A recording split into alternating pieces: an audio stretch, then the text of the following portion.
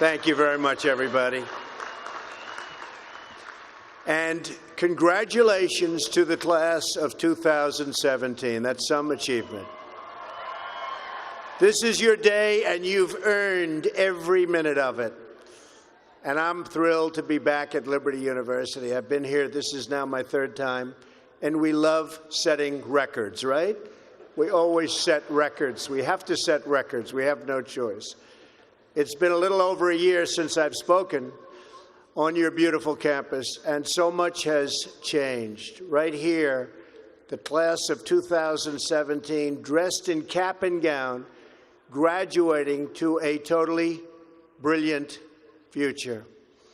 And here I am, standing before you as President of the United States. So I'm guessing there are some people here today who thought that either one of those things, either one, would really require major help from God. Do we agree? And we got it. But here we are celebrating together on this very joyous occasion. And there's no place in the world I'd rather be to give my first commencement address as president than here with my wonderful friends at Liberty University. And I accepted this invitation a long time ago. I said to Jerry that I'd be there. And when I say something, I mean it.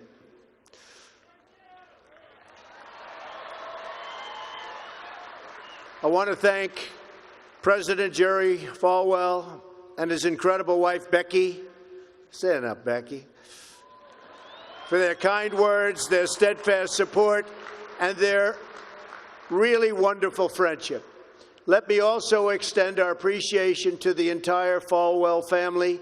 Trey, Sarah, Wesley, Laura, and Caroline, thank you for everything you do to make this university so exceptional. One of the truly great schools. Most importantly, to our new graduates, each of you should take immense pride in what you have achieved.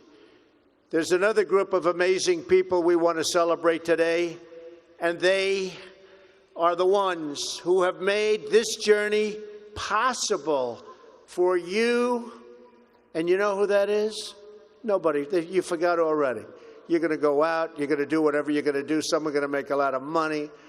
Some are going to be even happier doing other things. They're your parents and your grandparents. Don't forget them. You haven't forgotten yet, have you? Never, ever forget them. They're great. And especially this weekend, let's make sure we give a really extra special thanks to the moms. Don't forget our moms, because graduates, today is your day.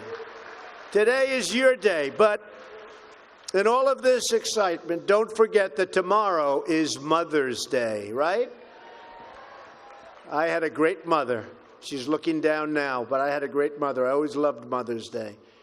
We're also deeply honored to be joined by some of the nearly 6,000 service members, military veterans, and military spouses who are receiving their diplomas today. Would you please stand? Please stand. Wow.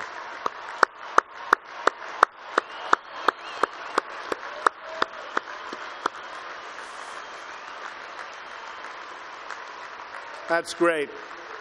Thank you very much. Great job. We're profoundly grateful to every single one of you who sacrificed to keep us safe and to protect God's precious gift of freedom.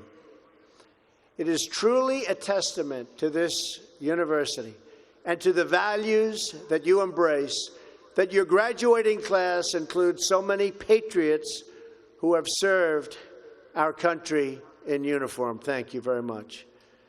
To the class of 2017, today you end one chapter, but you are about to begin the greatest adventure of your life.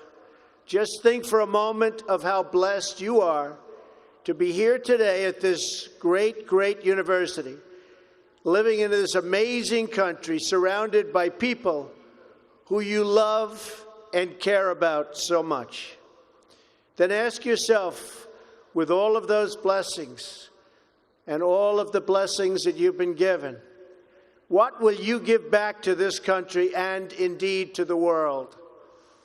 What imprint will you leave in the sands of history? What will future Americans say we did in our brief time right here on earth? Did we take risks? Did we dare to defy expectations? Did we challenge accepted wisdom and take on established systems? I think I did, but we all did, and we're all doing it. Or did we just go along with convention, swim downstream so easily with the current, and just give in because it was the easy way, it was the traditional way, or it was the accepted way? Remember this: nothing worth doing ever, ever, ever came easy. Following your convictions means you must be willing to face criticism from those who lack the same courage to do what is right, and they know what is right, but they don't have the courage or the guts or the stamina to take it and to do it. It's called the road less traveled. I know that each of you will be a warrior for the truth, will be a warrior for our country and for your family. I know that each of you will do what is right, not what is the easy way, and that you will be true to yourself and your country and your beliefs. In my short time in Washington, I've seen firsthand how the system is broken.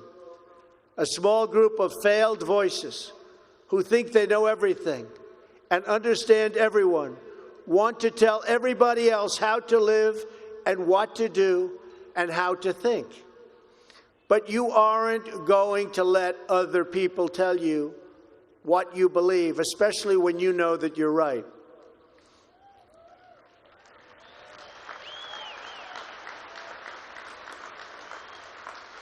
And those of you graduating here today who have given 500,000 hours of charity last year alone, unbelievable amount of work and charity, and few universities or colleges can claim anything even close.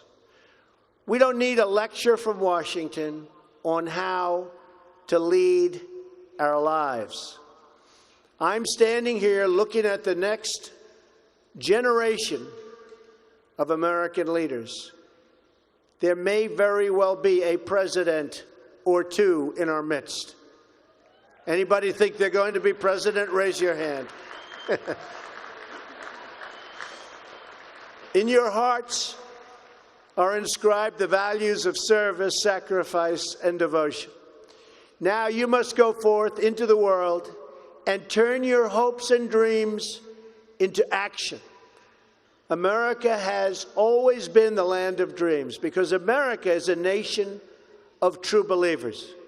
When the Pilgrims landed at Plymouth, they prayed.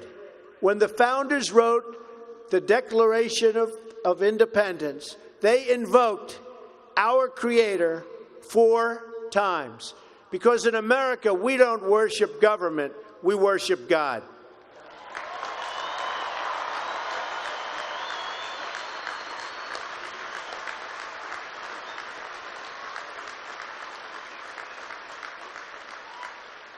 That is why our elected officials put their hands on the Bible and say, "So help me God," as they take the oath of office. It is why our currency proudly declares, "In God we trust." And it's why we proudly proclaim that we are one nation under God every time we say the Pledge of Allegiance.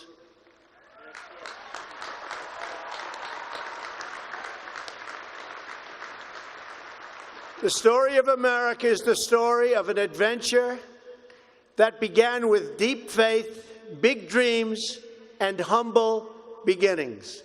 That is also the story of Liberty University.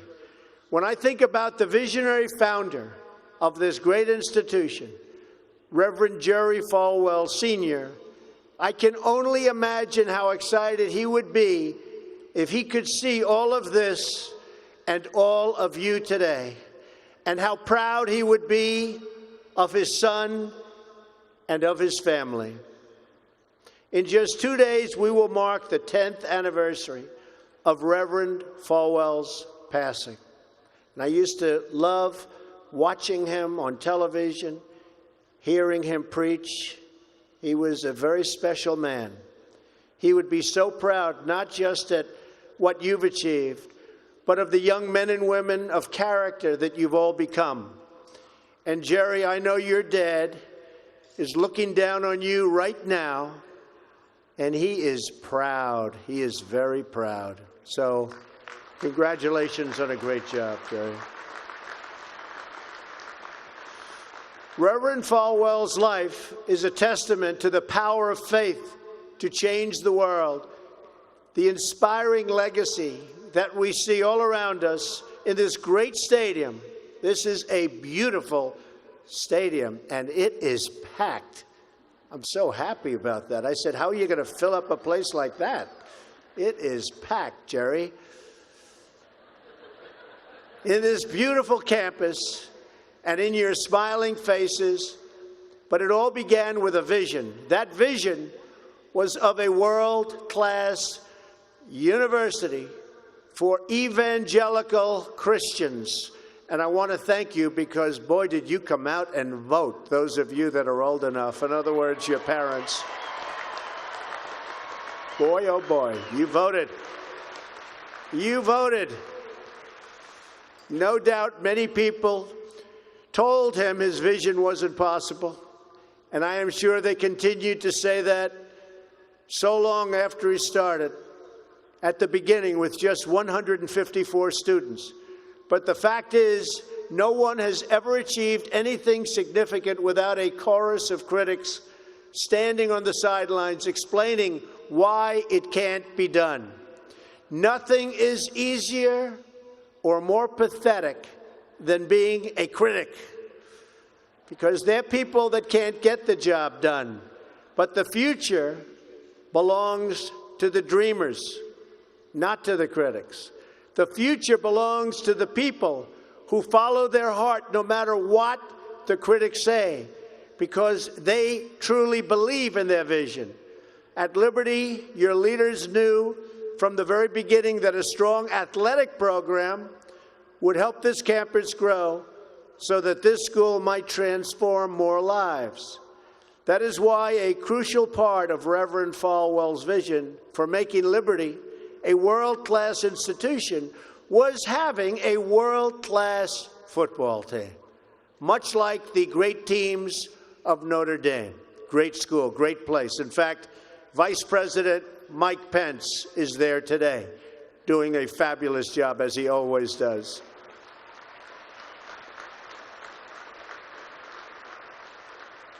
A few years ago, the New York Times even wrote a story on the great ambitions of the Liberty Flames. That story prompted a longtime president of another school to write a letter to Jerry. It's a letter that Reverend Falwell would have been very, very pleased to read.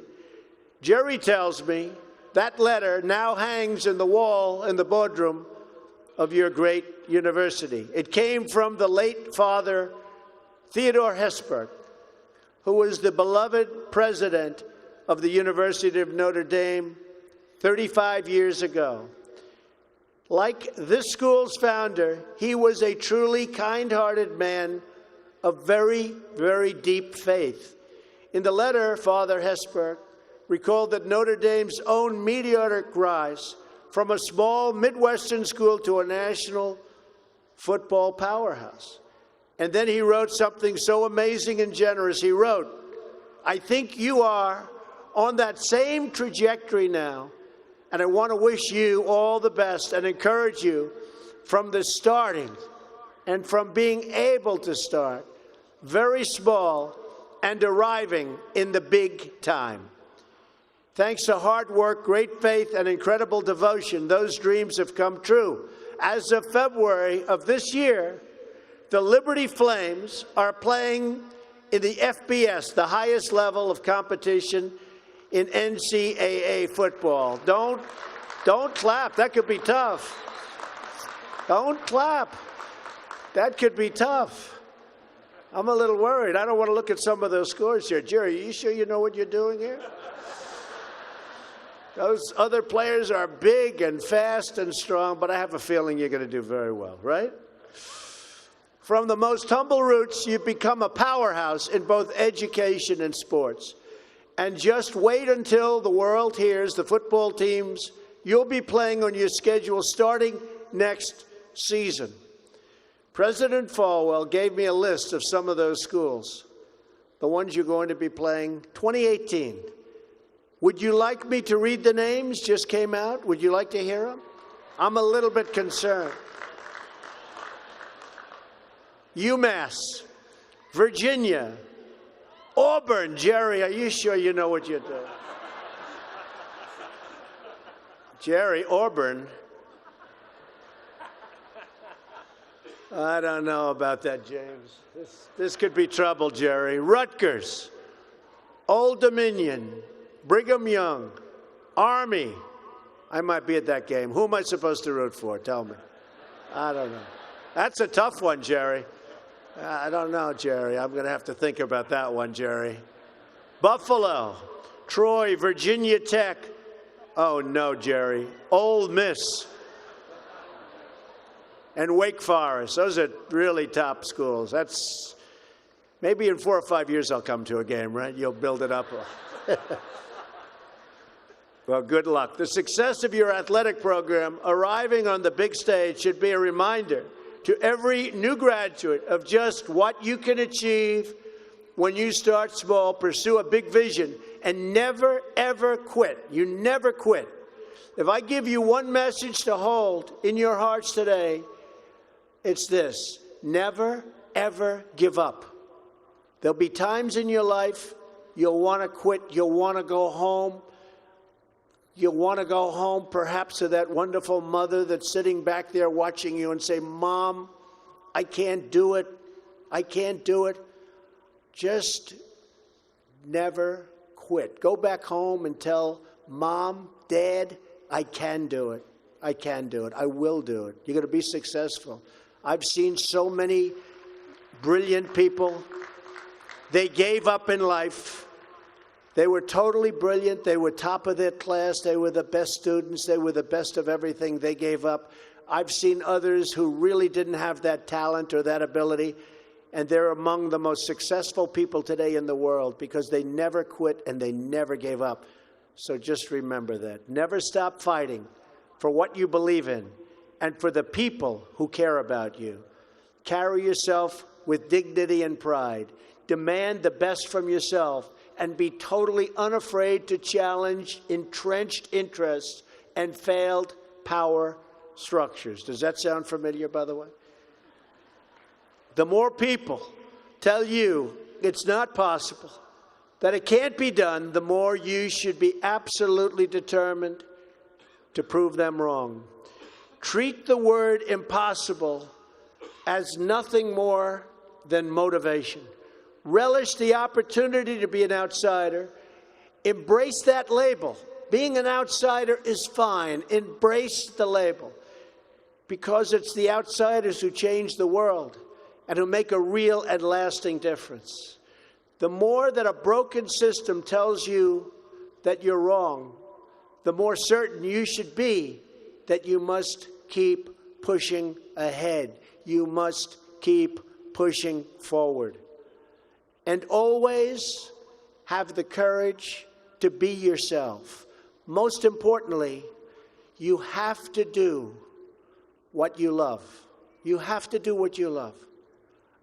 I've seen so many people, they're forced through lots of reasons, sometimes including family, to go down a path that they don't want to go down a path that leads them to something that they don't love, that they don't enjoy.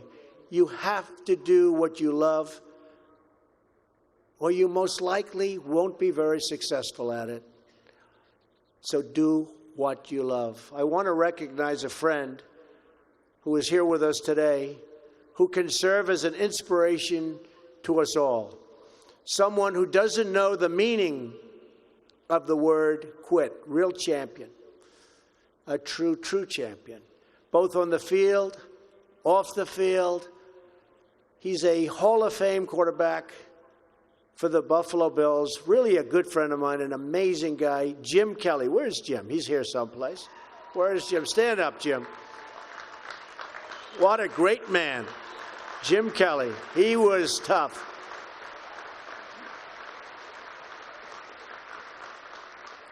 Jim, do you have any idea how much money you'd be making today? They'd hit Jim. It was like tackling a linebacker. They'd hit Jim, 4 guys, 5 guys that weighed 320, and he'd just keep going down the field. He was much more than a quarterback. He had tremendous heart, and he knew how to win. Jim is tough, and his toughest fight of all was that he beat cancer not once but twice.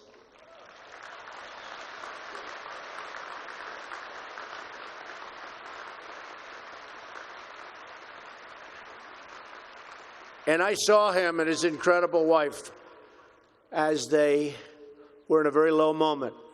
Jill, very, very low moment. And it was amazing the way they fought. It didn't look good. I would have said, maybe it's not going to happen. But there was always that hope because of Jim and Jim's heart.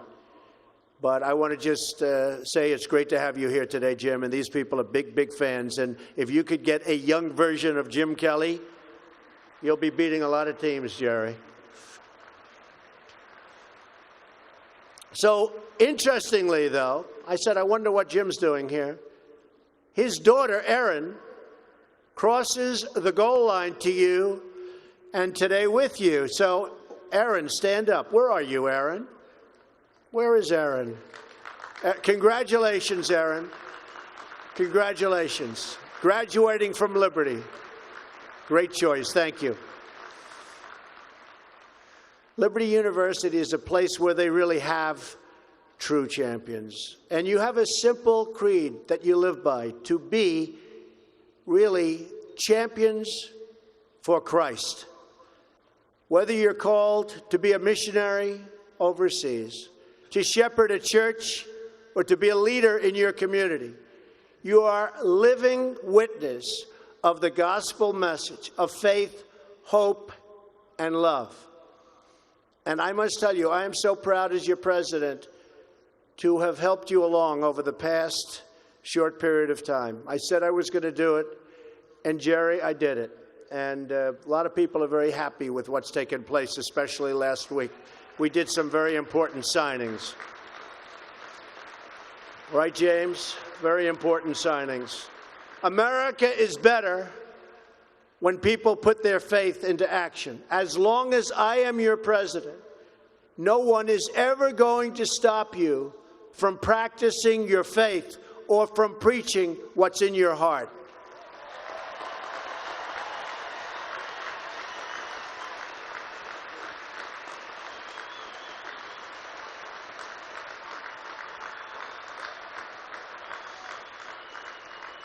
We will always stand up for the right of all Americans to pray to God and to follow his teachings. America is beginning a new chapter. Today, each of you begins a new chapter as well.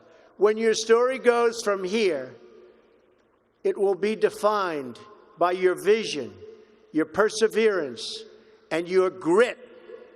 That's a word Jim Kelly knows very well, your grit.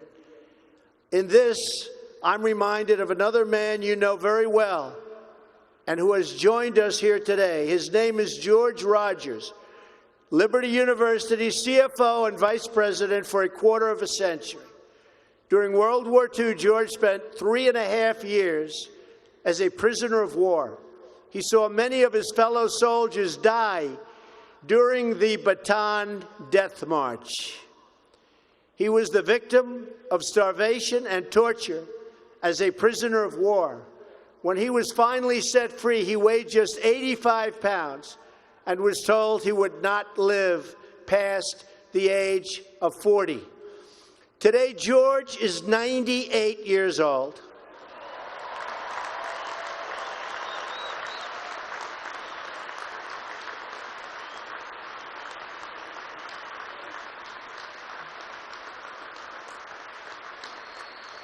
Great.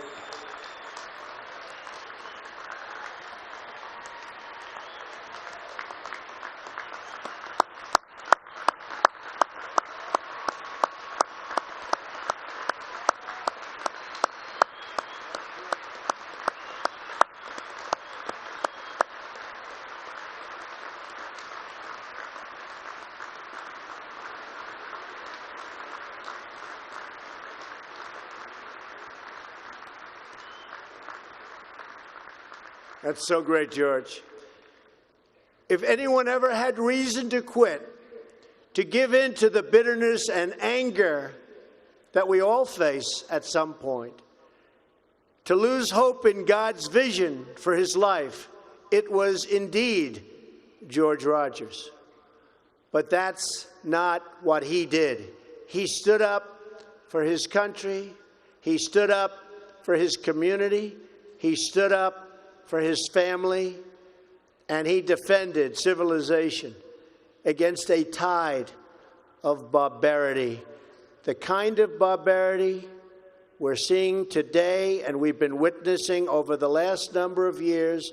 And I just want to tell you, as your president, we are doing very, very well in countering it. So you just hang in there.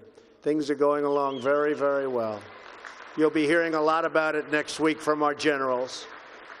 Things are going along very, very well. Through it all, he kept his faith in God, even in the darkest depths of despair. Like so many others of his generation, George came home to a nation full of optimism and pride and began to live out the American dream. He started a family. He discovered God's plan for him and pursued that vision with all his might, pouring his passion into a tiny college in a place called Lynchburg, Virginia. Did you ever hear of that? Lynchburg? We love it. Do you like it? We like it, right? I flew over it a little while ago. It's amazing, actually. What started as a dream with a few good friends, he helped shepherd into the largest Christian university in the world. Just look at this amazing, soaring, growing campus, and I've been watching it grow because I've been a friend of Liberty for a long time now, Jerry. It's been a long time. Thanks in great part to George's financial stewardship. Hundreds of thousands of young hearts and souls have been enriched at Liberty and inspired by the Spirit of God. George, we thank you and we salute you, and you just stay healthy for a long time, George. Thank you.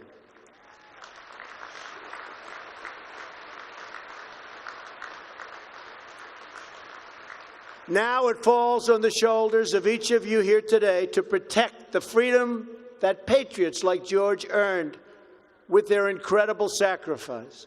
Fortunately, you have been equipped with the tools from your time right here on this campus to make the right decisions and to serve God, family, and country. As you build good lives, you will also be rebuilding our nation. You'll be leaders in your communities, stewards of great institutions, and defenders of liberty. And you will be great mothers and fathers and grandmothers and grandfathers, loving friends and loving family members. You will build a future where we have the courage to chase our dreams no matter what the cynics and the doubters have to say. You will have the confidence to speak the hopes in your hearts and to express the love that stirs your souls. and you will have the faith to replace a broken establishment with a government that serves and protects the people.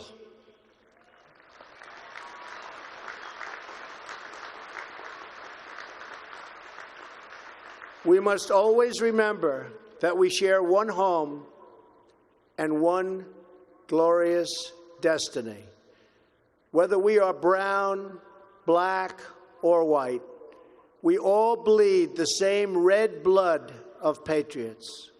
We all salute the same great American flag, and we are all made by the same Almighty God. As long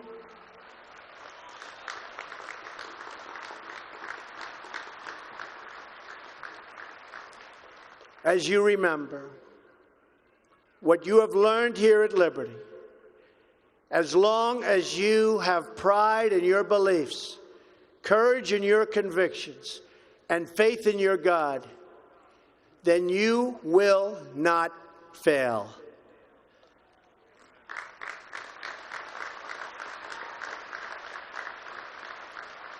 And as long as America remains true to its values, loyal to its citizens, and devoted to its Creator, then our best days are yet to come. I can promise you that.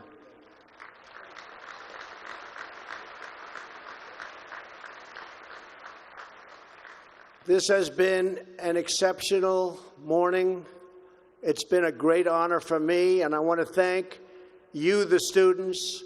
I also want to thank you, the family, for getting them there. And I want to thank and congratulate Liberty. May God bless the class of 2017. May God bless the United States of America. May God bless all of you here today. Thank you very much. Thank you.